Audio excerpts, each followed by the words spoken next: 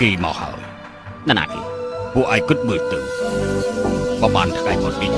មេតបខ្លាំងសុនលីបានចេញមកអស់ហើយតែនៅសំនោះម្នាក់មិនទាន់មកតើគឺជានរណា គឺខ្លួនអេ សូមគោរពលោកអបរាជ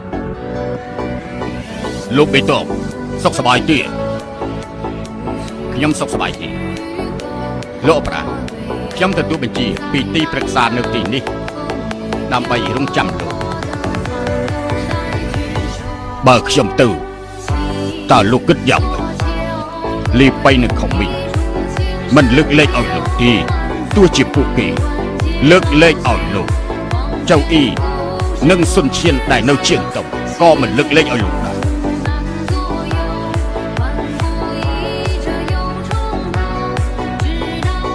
លោកកុំគិតច្រើនទៅចុះខ្ញុំមិនអាចទៅទេដាច់គេទៅបាទ